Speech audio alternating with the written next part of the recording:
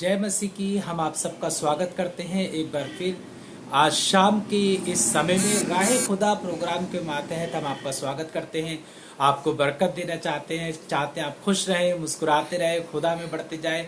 राहे खुदा प्रोग्राम का मकसद ये है कि आसमान के खुदा की खुशी उसके लोगों तक पहुंचाई जाए और वो लोग जो परेशान है, बदहाल है, मुश्किलों में है और चिंताओं में है, वो खुदा के पाक कलाम को सुन के और खुदा की मौजूदगी को एहसास करके उनकी जिंदगी में खुशियां आ सकें। और आज एक बार फिर खुदा की खुशियों को आपके साथ बांटने आए हैं और राय खुदा की तरफ से आपके लिए सलाम लेके आए हैं और आपको बरकत देना चाहते हैं। और हम चाहते हैं यूं ही मुस्कुराते रहें, यूं ही खुश रहें, यूं ही खुदा में बढ़ते जाए। और एक बार फिर आज की शाम आपके लिए बरकत की शाम ठहरे। तो आइए राहे खुदा इस प्रोग्राम की शुरुआत करते हैं और खुदा के नाम की शुक्रगुजारी में आगे बढ़ते हैं। पहले एक छोटी सी दुआ करेंगे और फिर उस दुआ के बाद परमेश्वर की महिमा में जुट जाएंगे और जुड़ जाएंगे। खुदा बाप, आपके शुक्रगुजार है शाम के इस समय के लिए खुदावन कि आपने मौका दिया। हम प्रार्थना करें और आपके साथ प्रभु जी आनंदित हो सके, प्रभु जी आपके नाम में बढ़ सके, बड़ी बरकत दे, अपने अनुग्रह से भर के इस्तेमाल करें। जब हम गीत गाते हैं, शुक्रगुजारी करते हैं, कलाम में जाते हैं, सब बातों में तेरे नाम को आदर देना चाहते हैं। हमारे साथ रहना, आज की शाम हमें अपनी बरकतों से मामूल करना, प्रभु यीशु मसीह के नाम से मांगते हैं, आमीन। आइए गीत गाएं और उसके नाम की शुक्रगुजारी करें और कहें परमेश्वर तू अच्छा है और तूने हमको एक बार फिर अपनी बरकतों से मामूर किया है।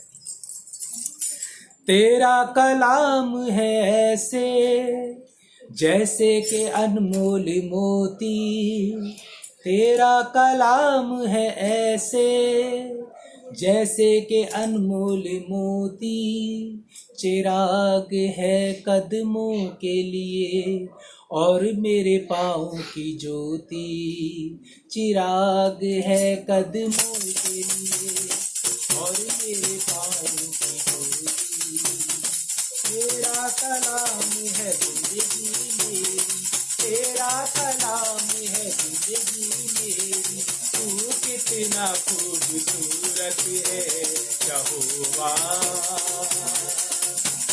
मुझे तेरी जरूरत है यहोवा, मुझे तेरी जरूरत है, बिन तेरे मैं कुछ भी नहीं, बिन तेरे मैं कुछ भी नहीं यहोवा, मुझे तेरी जरूरत है यहोवा, मुझे तेरी जरूरत है यहोवा, मुझे तेरी जरूरत है।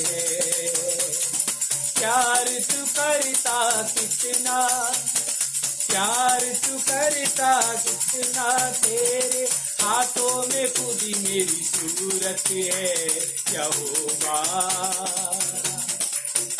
मुझे तेरी जरूरत है यहोवा,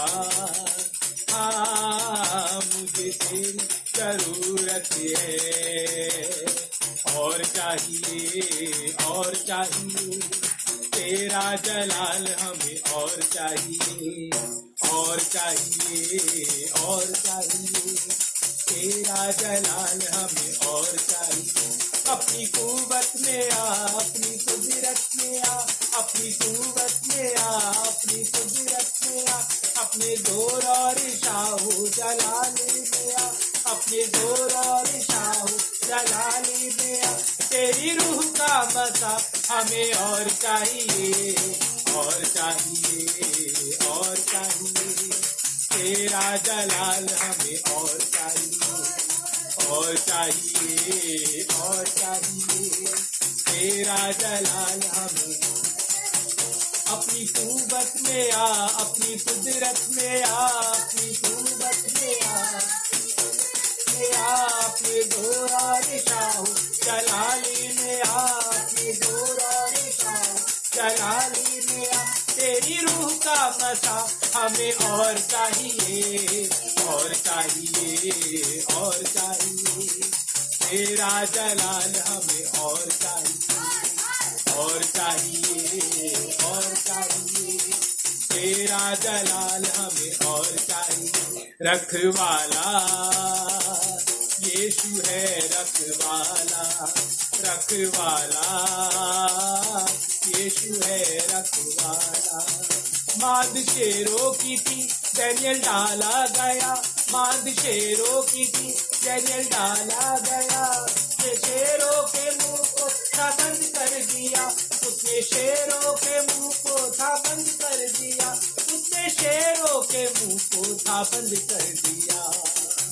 रखवाला, यीशु है रखवाला, रखवाला, यीशु है रखवाला। 7 गुना भट्टे को धटकाया गया, 7 गुना भट्टे को धटकाया गया, फिर भी बंदों को उसके जला ना पाया, फिर भी बंदों को उसके जला ना पाया, फिर भी बंदों को उसके जला ना पाया। रखवाला, यीशु है रखवाला, रखवाला, यीशु है रखवाला। तो पावा पावा पावा पावा पावा पावा पावा पावा पावा पावा पावा पावा में धमाल यीशु दी, पावा में धमाल यीशु दी, पावा में धमाल यीशु दी, पावा में धमाल यीशु दी, पावा में धमाल यीशु दी, पावा में धमाल यीशु दी, यीशु दी, यीशु दी, पावा में धमाल यीशु दी, ओ पावा में धमाल यीशु दी, ओ पावा में धमाल यीशु दी, पावा में धमाल यीशु दी। शिफा दे दी शाफी, बख्शी गुनाह दी माफी, शिफा दे दी शाफी, बख्शी गुनाह दी माफी। और मैं कुछ ना चाहवा, औदा फजल है काफी, और मैं कुछ ना चाहवा, औदा फजल है काफी। पावा पावा पावा पावा पावा पावा, ओ पावा में धमाल यीशु दी, पावा में धमाल यीशु दी, पावा में धमाल यीशु दी, पावा में धमाल यीशु दी, ओ पावा में धमाल यीशु दी, पावा में धमाल यीशु दी, यीशु दी, यीशु दी, पावा में धमाल यीशु दी, पावा में धमाल यीशु दी।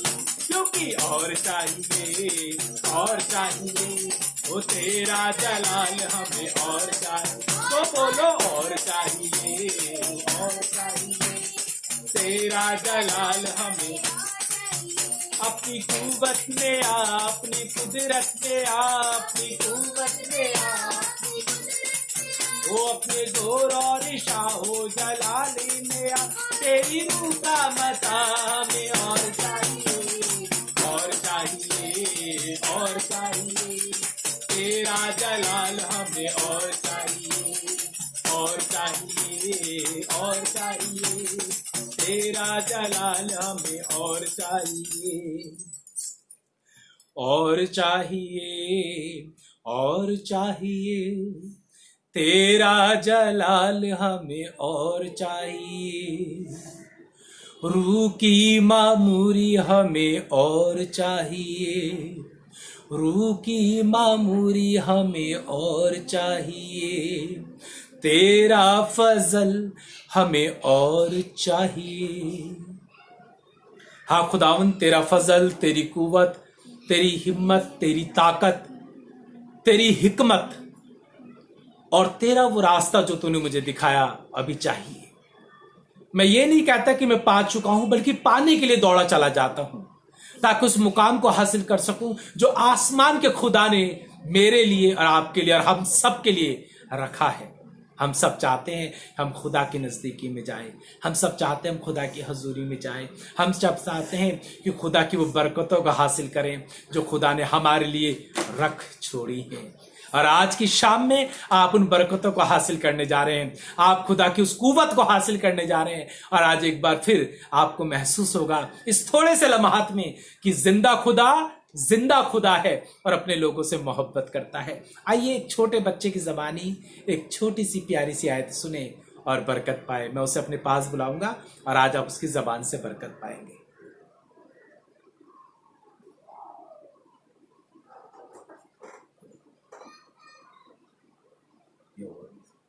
यहोवा मेरे चरवाहे, मुझे कोई गति ना होगी। मसीह की खुदा आपको बहुत बरकत दे इस छोटी सी आयत के लिए, जो भजन संहिता 23 और पहली आयत है। आइए एक खूबसूरत सा और गीत नगमा सुने, उसके बाद खुदा के कलाम में चलेंगे। और मैं चाहूंगा अबीगैल आके आपको खुदा के इस खूबसूरत गीत से बरकतें पजीर करे। Praise Lord. आप सब कैसे हैं? मैं आपके सामने आज गीत लाई हूँ जिससे आप सभी को बहुत आशीष मिलेगी। हर तरफ हर जगह तू ही तू है खुदा, मैं किसी भी बला से ना डरूं। तू जो रहे बर है, तू जो है साथिया, मैं कुछ भी फिक्र ना करूं। हर तरफ हर जगह तू ही तू है खुदा, मैं किसी भी बला से ना डरूं। तू जो रहबर है, तू जो है साथिया, मैं कुछ भी फिक्र ना करूं। मेरा हर पल मेरा कर तेरे हाथों में है यीशु। मेरा हर पल मेरा कर तेरे हाथों में है यीशु। हर तरफ हर जगह तू ही तू है खुदा, मैं किसी भी बला से ना डरूं। कल क्या आएगा मैं नहीं जानूं, बस यही जानूं कि तू है। तेरी कृपा से अभी तक चला हूँ, साथ मेरे कल भी तू है। कल क्या आएगा मैं नहीं जानूं, बस यही जानूं कि तू है। तेरी कृपा से अभी तक चला हूँ, साथ मेरे कल भी तू है। चाहे कुछ रहे या न रहे, तू मेरे साथ है पर सदा। चाहे कुछ रहे या न रहे, तू मेरे साथ है पर सदा। हर तरफ हर जगह तू ही तू है खुदा, मैं किसी भी बला से ना डरूं। तुझ में है मसीह मेरी तो ये जिंदगी, हर क्षण बेहतर हो रही। तेरी ही आरज़ू तेरी ही बंदगी, जान मेरी हर पल कर रही। तू मुझ में है मसीह मेरी तो ये जिंदगी, हर क्षण बेहतर कर रही। तेरी ही आरज़ू तेरी ही बंदगी, जान मेरी हर पल कर रही। तू मुझ में रहे दिल ही कहे कि सुकून ना मिटे तेरे बिना। तू मुझ में रहे दिल ही कहे कि सुकून ना मिटे तेरे बिना। हर तरफ हर जगह तू ही तू है खुदा, मैं किसी भी बला से ना डरूं। तू जो रहबर है, तू जो है साथिया, मैं कुछ भी फिक्र ना करूं। हर तरफ हर जगह तू ही तू है खुदा, मैं किसी भी बला से ना डरूं। तू जो रहबर है, तू जो है साथिया, मैं कुछ भी फिक्र ना करूं, कुछ भी फिक्र ना करूं। Praise Lord.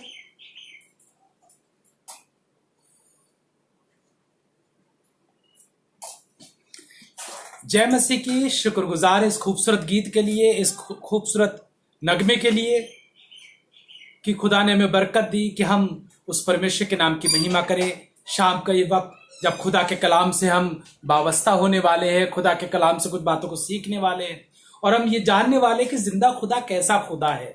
उस खुदा की बरकतों को अगर हम एक लिस्ट में रखना चाहें, एक फहरिस्त में रखना चाहें, तो हो सकता है कि खुदा की बरकतें तो बहुत है, कितनी गिनेंगे। और खुदा का कलाम आज आपसे वो बात करने वाला है जो आपकी जिंदगी को छू सकता है। और मैं जानता हूं आप तैयार है खुदा के कलाम के लिए और आप चाहते हैं खुदा के कलाम से बरकतें पजीर हो जाए, खुदा का कलाम आपको आशीष दे। तो मैं आपको खुदा के कलाम से बरकत देने वाला हूं, तो जरूर निकाल लीजिए खुदा का कलाम। आइए दुआ करें और खुदा के कलाम में चले और बरकतें पजीर हों। खुदा बाप शुक्रगुजार हैं आपके इस पाक कलाम के लिए। जब आपका पाक कलाम पढ़ते हैं तो खुदा हमें बरकत दे, सुनते हैं बरकत दे, समझते हैं बरकत दे। तेरा कलाम की कुव्वत हमारे अंदर पाई जाए और हम आगे बढ़ते जाएं। अपने कलाम से नवाज और हमको बरकतें पजीर कर। सब कुछ तेरे हाथ में सौंपते हैं, यीशु मसीह के नाम से मांगते हैं, आमीन। मुबारक है आप लोग और मुबारक हूं मैं भी कि हम खुदा के कलाम में अपना समय दे रहे हैं। खुदा आप सबको बड़ी बरकत दे। और खुदा के कलाम में यूं लिखा हुआ है, रोमियो और उसका 8वां अध्याय, रोमियो 8वां अध्याय और उसकी 11वीं आयत से हम आज खुदा के कलाम को पढ़ेंगे। तो मैं जानता हूं आपको बरकत मिलेगी। यूं लिखा है, यदि उसी का आत्मा जिसने यीशु को मरे हुओं में से जिलाया। किसका आत्मा? परमेश्वर का। वो आत्मा जो परमेश्वर के पास है, यदि उसी का आत्मा जिसने यीशु को मुर्दों में से जिलाया तुम में बसा हुआ है, तो जिसने मसीह को मरे हुओं में से जिलाया वह तुम्हारी नाश्वर देह को भी अपनी आत्मा के द्वारा जो तुम में बसा हुआ है जिलाएगा। अगर परमेश्वर का वो आत्मा जिसने यीशु को जिला उठाया, तो आपको ये मान करना पड़ेगा जो आत्मा नहीं बदला है। आत्मा कभी अलग नहीं होता है, पवित्र आत्मा एक ही है। और जब परमेश्वर का आत्मा बात करता है तो सबसे एक ही बात करता है, अलग अलग बात नहीं करेगा, आपसे एक ही तरह की बात करेगा। और जिस आत्मा ने यीशु को मुर्दों में से जिला उठाया, यदि वो आपके पास है तो आपको भी मुर्दों में से जिला उठाएगा। ये उसकी कुव्वत है, ये कर सकता है, ये आपको ईमान करना पड़ेगा। अब आगे देखिए क्या लिखा है, इसलिए भाइयों हम शरीर के कर्जदार नहीं कि शरीर के अनुसार दिन काटें। हम शरीर के कर्जदार नहीं हैं कि शरीर के अनुसार दिन काटे। ये आयत बिल्कुल ठीक है, लेकिन इस आयत को समझने की जरूरत है। हम शरीर के अनुसार क्यों नहीं हैं? हम तो हैं, हम तो अपने माता पिता से जन्मे हुए हैं, हमको इनसे स्वर्ग से आए। तो ये वचन किन के लिए है? क्या ये वचन सबके लिए है जो कलाम पढ़ते हैं? क्या ये वचन सबके लिए लागू होता है? सबके लिए लागू नहीं होता है, यही बात आपको समझनी है। यह वचन उन लोगों के लिए लागू होता है जिन्होंने अपना जीवन परमेश्वर के लिए अर्पित किया है। जैसा यूहन्ना 3 अध्याय और उसकी पहली आयत से यदि आप पढ़ेंगे, जो काम उस सूबेदार ने किया, यूहन्ना 3:1 में लिखा है, वो सूबेदार प्रभु के पास आया, उसने कहा नया जीवन पाने के लिए मैं क्या करूं? तो उसने कहा कि तुम्हें नए सिरे से जन्म लेना अवश्य है। उससे पहले यदि आपने बपतिस्मा नहीं लिया, यदि आपने अपना जीवन परमेश्वर के लिए नहीं दिया और आप अपने संसारिक जीवन में जीते हैं, तो वो आपके लिए ये आयत नहीं है, ये वचन फिर आपके लिए नहीं लिखा गया। ये जो रोमियो 8 है और उसका अगर आपको भी 11वीं या 12वीं आयत कभी सुनते हैं या प्रचार में सुनते हैं, तो ये समझ जाइए यदि आपने अपना जीवन परमेश्वर को नहीं दिया तो ये वचन फिर आपके लिए नहीं। तो फिर टेंशन ही नहीं लेनी, जो वचन मेरे लिए है ही नहीं मैं उसे क्यों सुनूं। जब मैंने अपना जीवन परमेश्वर को नहीं दिया तो मुझे अपना जो जीवन है वो शारीरिक दशा में गुजारना है। अब सवाल खड़ा होता है, बहुत से लोग कहते हैं जो शारीरिक दशा में जीवन गुजारते हैं वो दुखी रहते हैं। ऐसा नहीं है, ये गलत बात है। शारीरिक दशा में अगर आप जीवन गुजारते हैं तो आप दुखी नहीं रहेंगे। आप आत्मिक दशा में जीवन गुजारेंगे तो आप दुखी नहीं रहेंगे। बहुत से लोग कहते हैं जो शारीरिक दशा में जीवन गुजारेगा वो दुखी होगा, जो प्रभु में जीवन गुजारेगा खुश रहेगा। इसका उल्टा भी हो सकता है अगर वचन को पढ़ा जाए, क्योंकि वो बाइबल में यह भी कहती है कि मैं दुष्ट लोगों को फलता फूलता हुआ देखता हूं। तो यदि कोई शारीरिक जीवन के अंदर है तो जरूरी नहीं है कि वो दुख उठाएगा। आप शारीरिक इंसान है, आप आनंद करेंगे, आपकी उम्र जितनी भी हो 60-70। मैंने तो ऐसे लोगों को देखा है जो बाइबल नहीं पढ़ते हैं, जो दुआ नहीं करते हैं और उनकी उम्र 80-90 साल की है, इसका मतलब क्या कहें, क्या इसका मतलब कि अगर आप चर्च नहीं जाएंगे, दुआ नहीं करेंगे, बाइबल नहीं पढ़ेंगे तो आप 80 साल जिंदा रहेंगे? मतलब वो नहीं है, आपको ये बात समझनी है। तो फिर अगर हम परमेश्वर में जीवन बिताते तो फिर क्या लाभ होता है? यदि हम शारीरिक जीवन अगर जिए तो हम 80 साल जी सकते हैं, ये तय है, ये सत्य है, ये होता भी है, हमने अपनी आंखों से भी देखा है। गैर जाति के लोगों की उम्र 80-80 साल देखी है, ये होता है। तो फिर फर्क क्या है? अगर हम मसीह में जीवन बिताएंगे तो फर्क क्या होगा? तो क्या हम 80 साल से ज्यादा जिएंगे? नहीं, 80 साल, 90 साल, 70 साल, इस जीवन को हम मसीही जीवन से जोड़ नहीं सकते। मसीह जीवन अगर 80 साल का ही, जो 80 साल जिएगा वो मसीह में जिएगा, तो फिर यीशु मसीह जो 33.5 साल की उम्र में चले गए तो क्या वो पापी थे? यानी कि परमेश्वर में छोटी उम्र का या बड़ी उम्र का इससे कोई लेना देना नहीं है। अगर आप किसी चर्च में देखेंगे एक बुढ़े अंकल आ रहे हैं और उन बुढ़े अंकल की उम्र 80 साल है, तो आप क्या कहेंगे? अरे बाप रे, इन पे तो खुदा का हाथ है, ये तो बहुत पवित्र हैं क्योंकि ये तो 80 साल के हो गए। जरूरी नहीं है कि अगर कोई आदमी 80 साल का हो जाए तो वो बहुत पवित्र हो गया। उम्र से परमेश्वर की उपस्थिति से का कोई लेना देना नहीं है। हो सकता है कि आपकी उम्र बहुत छोटी हो और आपके पास प्रभु का आत्मा हो, तो ये कैसे हो पाएगा? ऐसा होता है। उम्र का इन सब चीजों से लेना देना नहीं है। बाइबल को ध्यान से समझिएगा। यूं लिखा है, इसलिए है भाइयों, हम शरीर के कर्जदार नहीं है। कौन नहीं है शरीर का कर्जदार? कौन नहीं है? जो प्रभु में है, और जो प्रभु में नहीं है वो कर्जदार है। यानी उन्हें शारीरिक जीवन को जीना पड़ेगा, शारीरिक रिक्वायरमेंट को पूरा करना पड़ेगा। वह शरीर के हिसाब से जिएंगे, जो शरीर चाहेगा वो उन्हें करना पड़ेगा। उन्हें शरीर की जरूरतों को पूरा करना पड़ेगा। तो क्या शरीर की जरूरतों को पूरा करना पाप है? शरीर की जरूरतें बहुत सी होती हैं, जैसे खाना खाना, नहाना धोना, पानी पीना, शादी, बच्चे, ये भी तो शारीरिक जरूरतें ही हैं। तो क्या ये पाप है? सवाल तो बहुत खतरनाक आ गया ना, आप ध्यान से समझिए। अगर हम शरीर के द्वारा शरीर के कर्जदार बन जाए, भाई शरीर है, शरीर को खुश करने के लिए, शरीर को तंदुरुस्त रखने के लिए रोटी भी खानी पड़ेगी, शरीर को यह करने के लिए ये भी करना पड़ेगा, शरीर को सुंदर बनाने के लिए नहाना भी पड़ेगा, बढ़िया कपड़े भी पहनने, तो क्या पाप कर रहे हैं उस समय? सवाल ये नहीं है। सवाल ये है जब जिंदगी काटने की बात आती है और आप शरीर के अनुसार ही काट रहे हैं। इसलिए यीशु मसीह ने एक बात कही, जो कैसर का है वो कैसर को दो, जो प्रभु का है वो प्रभु को दो। तो क्या जो हम कैसर को दे रहे हैं वो पाप है? वो पाप नहीं है। कैसर को देना पाप कहां से हो गया? अगर पाप होता तो क्या यीशु मसीह हमें पाप करने के लिए कह रहा है कि तुम कैसर को दो, पाप कर रहे हो? बहुत से लोग कहते हैं हम कैसर को मत दो, प्रभु को दो। लेकिन जो हम कैसर को दे रहे हैं तो क्या हम पाप कर रहे हैं? नहीं, हम पाप नहीं कर रहे।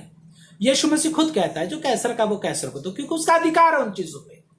वो संसारिक चीज है, उस पे कैसर का अधिकार है। इसलिए कैसर को अगर आप जो उसके अधिकार में है, यदि वो चीज आप कैसर को देते हो तो आप पाप नहीं करते हो। उसी प्रकार जो मसीह का जिन चीजों के ऊपर अधिकार है, अगर आप वो मसीह को देते हो तो आप पाप नहीं करते। इसी चीज को समझ रहे हैं आप। जब आप शरीर में है, आपकी बीवी बच्चे हैं, आपके बच्चे आप पे निगाहें लगावे बैठे हैं, पापा रोटी लाएंगे, शाम को पापा खाना देंगे, आप कह रहे हैं मैं नहीं मैं जानता, खुदा से मांग लो रोटी, खुदा आप खाना खिला देगा, मैं तो दुआ करूंगा बस, खुदा आपको खिलानी होगी खिलाएगा, नहीं तो भूखे सो जाओ। तो भैया आपने शादी क्यों करी? आपने बच्चे पैदा क्यों करे? पहले शादी कर ली, फिर बच्चे पैदा कर लिए 2-2 3-3, अब फिर आपने कह दिया मैं बाइबल उठा के जाऊंगा, प्रचार करूंगा, मेरे बच्चे मांग के खा लेंगे। तो फिर बाइबल के वचन में लिखा हुआ है, नए नियम के अंदर लिखा है, यदि कोई अपने घर को ना पालन पोषण कर सके तो वो प्रभु की सेवा भी नहीं कर सकता। तो क्या एक प्रभु के दास का अपने परिवार का पालन पोषण करना, अपनी पत्नी के प्रति अपनी जिम्मेदारी को निभाना, अपने बच्चों के प्रति अपनी जिम्मेदारी को निभाना, क्या वो पाप है? नहीं, वो पाप नहीं है। परंतु अब सवाल ये होता है कि जब तुम अपनी पत्नी के साथ हो, अपने बच्चों के साथ हो, संसार का कोई काम कर रहे हो, तो उसमें प्रभु का कितना है और संसार का कितना है? अगर सारा ही संसार का है तो वो पाप है। इसलिए प्रभु ने कहा जो कैसर का है और जो प्रभु का है। आपको तय करना पड़ेगा कि आपको संसार को कितना दे रहे हो और प्रभु को कितना दे रहे हो। क्योंकि प्रभु का वचन क्या कहता है? कोई भी नौकर 2 मालिकों की सेवा नहीं कर सकता। या तो एक से प्रेम करेगा और दूसरे से बैर करेगा, या दूसरे से प्रेम करेगा और पहले से बैर करेगा। इसलिए आपको तय करना पड़ेगा, आप शरीर के कर्जदार हैं तो ठीक है, शरीर के कर्जदार है। शरीर के कर्जदार कौन है? जिनको खुदा से कोई लेना देना नहीं है, वो शरीर का कर्जदार है, और उन्हें शरीर के कर्जदार होने के नाते जीवन गुजारना पड़ेगा। तो उनका रिजल्ट क्या होगा? फिर उनका रिजल्ट अधलोक है, परमेश्वर की आशीष नहीं है, क्योंकि वो टोटल 100% अपना जीवन जो है शरीर के कर्जे में गुजार रहे हैं। हम लोग शारीरिक हैं पर कर्जदार नहीं है। जो कर्जदार हैं वो नरक जाएंगे, पर हम शरीर में तो हैं, हमारे भी बीवी बच्चे हैं, पर हम कर्जदार नहीं हैं, हम दबे हुए नहीं हैं। अब आप कहेंगे दबे हुए कैसे लोग होते हैं? मैं उन लोगों को दबा हुआ कहूंगा जो चर्च भी नहीं जा पा रहे, भैया घर ना देखें, रोटी ना कमाएं, बच्चे ना पालें, चर्च जाते रहे बस, दुआ करते रहे बस, ये ना करें। तो भैया तुम तो कर्जदार हो गए अपने शरीर के ही, कि तुम खुदा बाप के लिए अपना परिवार नहीं छोड़ सकते। वचन कहता है कि प्रार्थना के लिए पति पत्नी कुछ समय के लिए प्रार्थना करने के लिए अलग हो जाए, ताकि प्रार्थना कर सके। क्यों प्रभु अलग होने की बात कर रहा है? ताकि प्रार्थना कर सके। और उसके बाद क्या करें? आपस में मिले रहें, पारिवारिक जिम्मेदारियों को निभाएं, लेकिन जब परमेश्वर का काम आए उसके लिए अपने आप को अलग करें, अपने आप को अलग करें। जो प्रभु का है प्रभु को दें।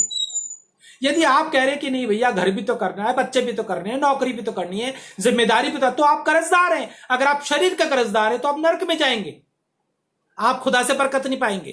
परंतु आप कहते हैं हाँ भैया जिम्मेदारी तो मेरे पे भी है, मेरे भी बीवी है, मेरे भी बच्चे हैं, मेरा भी पति है, मेरा भी घर है, लेकिन जो खुदा का है मैं खुदा को दूंगी, खुदा को दूंगा, और मैं खुदा के काम के लिए चाहे मुझे अपने परिवार को छोड़ना पड़े,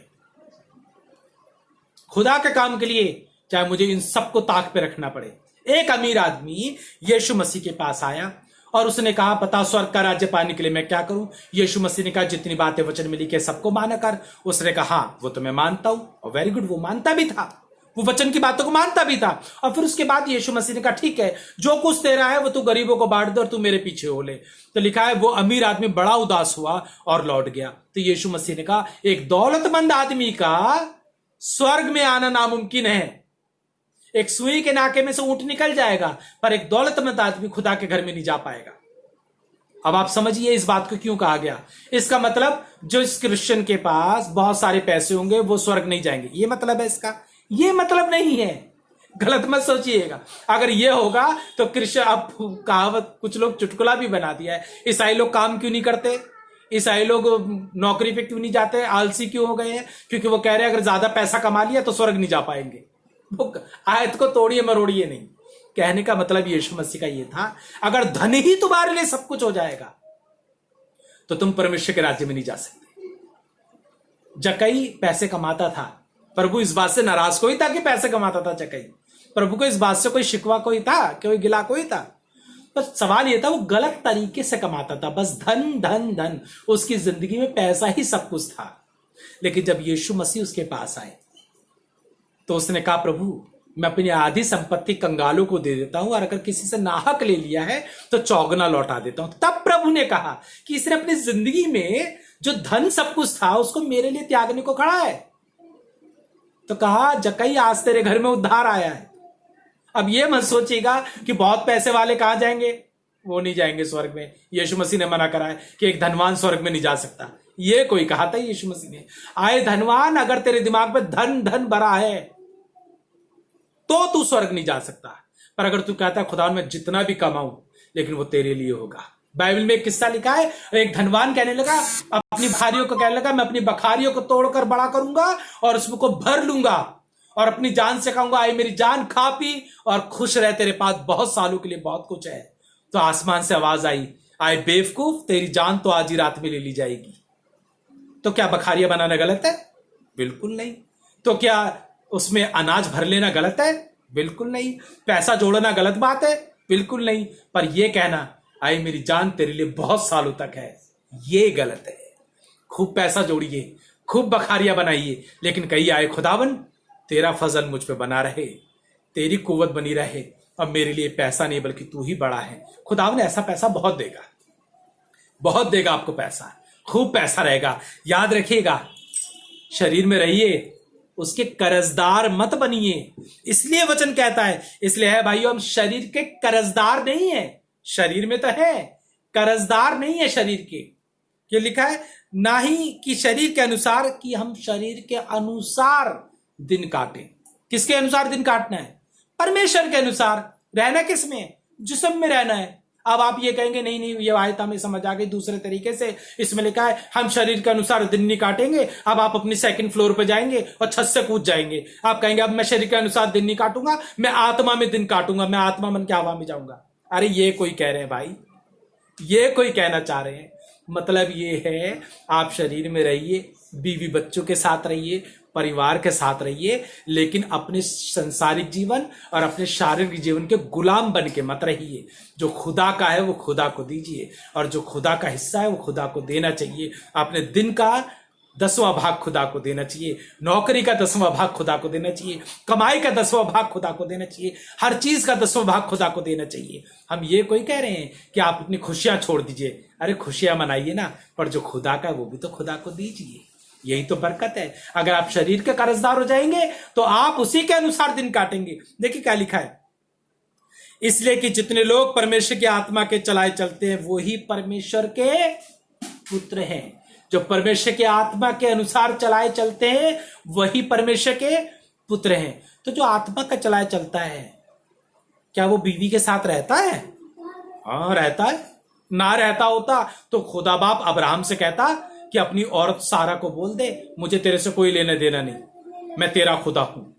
पर खुदा ने सारा को भी ले लिया, जबकि सारा हंस रही थी, तंबू के बाहर खड़ी थी। और अब्राहम से खुदा ने कहा इस बात सर्द में तेरे पास बच्चा होगा। तो सारा जो कि बूढ़ी थी वो तंबू के बाहर खड़ी होकर हंसने लगी। तो खुदा ने कहा ये हंस क्यों रही है? खुदा ने कहा देख ऐसा ही होगा, इसकी गोद में बच्चा होगा। और सारा की गोद में बच्चा आ गया। अगर खुदा, हम लोग शरीर के हैं, अगर हम खुदा के हैं तो मुझे औरत से क्या काम? अरे नहीं, अगर खुदा को पत्नियों से काम ना होता तो खुदा बाप दाऊद से कहता तेरी औरतों से मुझे क्या लेना, अब्राहम से कहता मुझे तेरी औरत से क्या लेना, वो आदम से कहता मुझे हवा से क्या लेना। लेकिन खुदा बाप उनको लेके चला। जब नूह, जो पूरी दुनिया में धर्मी ठहरा और नूह को खुदा बचाना चाहता था, नूह ने उसकी औरत को क्यों बचाया? उसके बच्चों को क्यों बचाया? उसके बहुओं को क्यों बचाया? खुदा बाप नूह धर्मी था ना, उसी को बचा लेते। नहीं, खुदा बाप उसके पूरे शरीर को, उसके पूरे सांसारिक जीवन को लेके चला ताकि उसका सांसारिक जीवन बर्बाद ना हो जाए। अय्यूब खुदा की निगाह में धर्मी था। अय्यूब की पुस्तक पढ़िएगा, पहला अध्याय दूसरा अध्याय भी। अय्यूब पहला दूसरा दोनों पढ़ेंगे। वो खुदा की निगाह में धर्मी था। और उसकी औरत क्या कहती थी? अरे अपने खुदा को कुफूर बक मर सके तो मर जा, बुरा भला कहे मर सके तो मर जा। क्या खुदा कहता अरे मुझे तेरी औरत से कोई काम नहीं है? ठीक है, वो उसका सांसारिक जीवन का हिस्सा है उसकी औरत। खुदा ने उसकी औरत को नरक में कोई डाल दिया? खुदा ने अय्यूब पर रहम किया। दोनों पति पत्नी साथ रहे। आपके भी बीवी बच्चे हैं। खुदा बाप कहता है संसारिक जीवन है, शारीरिक जीवन भी है, पर तुम उसके कर्जदार मत बनना। कर्जदार नहीं हो, तुम आत्मा के चलाए चलो। आत्मा जब आएगा, आत्मा तुम्हें लेके चलेगा। किसको लेके चलेगा? जब आत्मा नूह को लेके चलेगा, उसकी औरत को भी लेके चलेगा।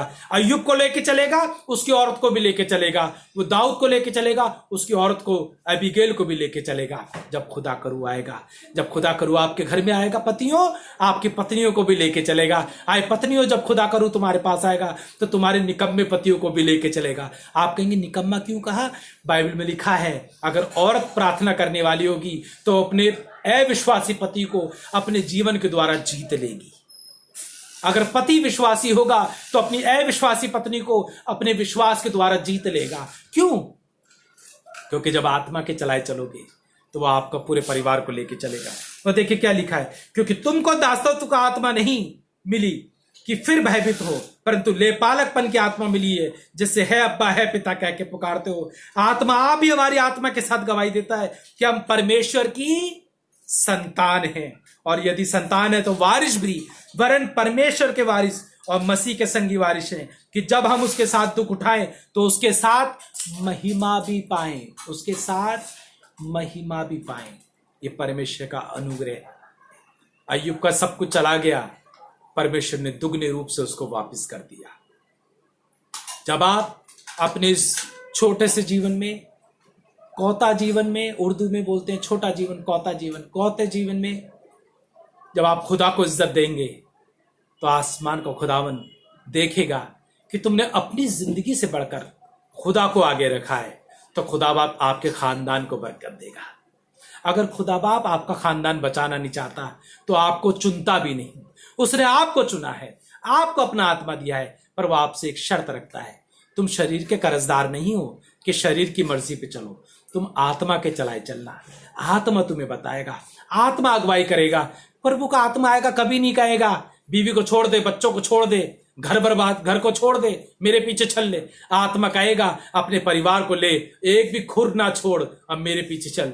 यही तो कहा था मूसा ने, यही तो कहा था ना, हम खुदा के पीछे चलेंगे और एक खुर भी पीछे ना छोड़ देंगे। खुदा के लोगों, आप भी इसी तरह अपने घर खुदा पे ईमान रखिए, अपने सारे दिल, सारी जान, सारी ताकत से अपने खुदा पे ईमान करिए। आपका खुदा आपको बरकत देगा। और याद रखिएगा, आज की शाम का ये कलाम आपकी जिंदगी पे नक्श हो जाए। आप अपने कलाम से, आप इन बातों से अपने आप को बरकतें पजीर करते रहिएगा। खुदा बाप तमाम लोगों को जो यहाँ पर मौजूद है बड़ी बरकत दे और आप खुदा के नाम में बढ़ते चले जाएं। God bless you. खुदा आपको बरकत दे। कुछ दुआएं करेंगे, आपको बरकत देंगे। मैं देख रहा हूं कि अगर कोई प्रार्थना का रिक्वेस्ट आ गया है तो मैं उसके लिए जल्दी से प्रार्थना करूं। यदि आपके पास कोई प्रार्थना का रिक्वेस्ट है, जल्दी से भेज दीजिए, लिख दीजिए, मैसेज बॉक्स में जल्दी से जाइए, लिखिए कि भैया प्रार्थना करो, मैं अभी शाम को आपके लिए दुआ करूंगा। मैं देख रहा हूं कौन कौन है और दुआ किसी ने भेजी है या नहीं भेजी। प्रार्थना की हमने सुबह बताया था, हम प्रार्थना करेंगे। जल्दी से लिखिए ताकि हम प्रार्थना करें। तब तक मैं प्रार्थना के नाम कुछ पढ़ता हूं आपके आगे, जिनके लिए हम दुआ करेंगे। हम गुड़िया बहन के लिए दुआ करेंगे, जिनकी तबीयत ठीक नहीं है, हम उनके लिए प्रार्थना करेंगे। हम भाई रोनाल्ड जॉन के लिए दुआ करेंगे, खुदा बाप तसल्ली दे और उनको हिम्मत दे। हम हैबिटेट फॉर ह्यूमैनिटी स्टाफ के लिए दुआ करेंगे, सारे स्टाफ को खुदा बरकत दे, तसल्ली दे, नौकरी बनी रहे, खुश रहे। हम प्रार्थना करेंगे सुबोधार सिंह के लिए जो जॉन्डिस से जूझ रहे हैं, खुदा बाप उनको बरकत दे, उनको चंगाई दे। अभी तक कोई प्रार्थना का विषय नहीं आया है तो आइए हम दुआ करेंगे। उसके बाद बहन सोनिया के लिए दुआ करेंगे, सोनिया एल्बर्ट के लिए जिनका जन्मदिन है, खुदा उनको बरकत देगा। आइए जल्दी से दुआएं करें और खुदा के हाथ में सौंप, फिर आपको भी खुदा के हाथ में सौंप दें और आज आप एक बार फिर खुदा से बड़ी बरकत पाएं। आंखें बंद करें मेरे साथ और दुआ में शिरकत करें। खुदा बाप शुक्रगुजार है आपके जिंदा खुदा उन कुदूस नाम के लिए। बहन गुड़िया के लिए दुआ करते हैं, चंगाई दे, बाप बेटे रूल कुदूस के फजल से चंगाई पाए। तेरा फजल, तेरा रहम, तेरा करम उनकी जिंदगी में बना रहे। प्रभु यीशु मसीह भाई रोनाल्ड जॉन के लिए दुआ करते हैं और खुदा उन हैबिटेट फॉर ह्यूमैनिटी के स्टाफ के लिए दुआ करते हैं। तसल्ली दे खुदा बाप, उनकी नौकरी बनी रहे, हर बीमारी से सुरक्षित रहे, सारी चिंताएं यीशु मसीह के नाम से चली जाए। प्रभु भाई सुबोध के लिए दुआ करते हैं, आप उनको चंगाई दे, जॉन्डिस की बीमारी यीशु के नाम से चली जाए। बाप बेटे रूल कुदूस के फजल से चंगाई पाए और तेरा फजल उनकी जिंदगी में बना रहे। खुदा बाप दुआ करते हैं तमाम व्यूवर्स के लिए, तेरा फजल, तेरा रहम, तेरा करम इनकी जिंदगी में बना रहे। आज शाम इन सब के लिए बड़ी मुबारक ठहरे, जब अपने बिस्तर पे जाए आराम करें, शाम को रोटी खाएं, तेरा शुक्र करें, सबके घर में रोटी बने, सब खुश रहे, मुस्कुराते रहे, तेरी महिमा करते जाए, रात को चैन से सोएं और जब सुबह उठें तो तेरी हम्द करें। कल का दिन सबत का दिन है, तेरे घर में जाएं और हैकल में जाकर तेरी इबादत करें, तेरे शुक्रगुजारी करें। हम सबको बड़ी बरकत दे, अपने जलाल से भर के इस्तेमाल कर। प्रभु सोनिया एल्बर्ट को तेरे हाथ में सौंपते हैं, सोनिया एल्बर्ट पर अपना रहम करना, सोनिया एल्बर्ट बहुत बरकत पा सकें। खुदा बाप तेरा रहम, तेरा करम, तेरा फजल, तेरी कुव्वत उनकी जिंदगी में बनी रहे। और खुदा उन बहन सोनिया, उनका जन्मदिन है, उनकी जिंदगी में एक नए साल को जोड़ा है, उसके लिए तेरे शुक्रगुजार है। सोनिया एल्बर्ट को बहुत बरकत देना, उनके पति नासिर एल्बर्ट को, उनके दोनों बच्चे सना को और एरन को बहुत बरकत देना, तेरा फजल इनके खानदान में बने रहे और बहुत खुश रहे, तुझमें बढ़ती जाए। यीशु मसीह के नाम से प्रार्थना पिता आपसे मांगते हैं, सुने कबूल करें, आमीन। आए हमारे बाप, आप जो आसमान पे हैं, आपका नाम पाक माना जाए, आपकी बादशाहत आए, आपकी मर्जी जैसे आसमान पे पूरी होती है जमीन पर भी। हमारे रोज की रोटी आज बख्श दे, जिस तरह हम अपने कसूरवारों को माफ कर देते हैं, आप हमारे कसूरों को माफ करें। हमें जमाइश में न पड़ने दें, बल्कि बुराई से बचाएं, कि बादशाह, कुदरत और जलाल अब तक आपका है, आमीन। खुदा बाप आपको बड़ी बरकत दे। आज की शाम के लिए शुक्रगुजार है। कल संडे का दिन है और कल हम चर्च में आपके साथ इबादत कर रहे होंगे, तो ठीक 9 बजे ऑनलाइन रहिएगा, ठीक 9 बजे ऑनलाइन रहिएगा। चर्च की इबादत कल 9 बजे होगी, कल डिवोशन नहीं होगा, सीधा चर्च में 9 बजे मिलेंगे और आपके साथ संगति करेंगे। याद रखिए आने वाले सैटरडे हमारे साथ कानपुर के पासबान होंगे, कानपुर के पासबान पास्टर अनिल हमारे साथ होंगे, अनिल सिंह, और वो खुदा के कलाम से आपको शाम को बरकत देंगे। शाम को 6 बजे यही होगा। Next Saturday.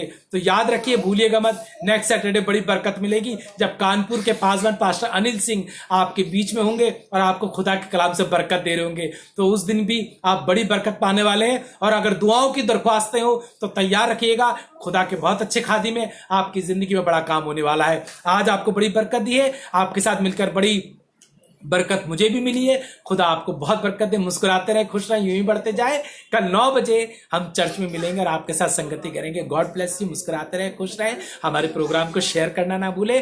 कल सुबह 9 बजे मिलेंगे, खुदा के नाम की शुक्रगुजारी करेंगे। जय मसीह की। खुदा आप सबको बड़ी बरकत दे। God bless you.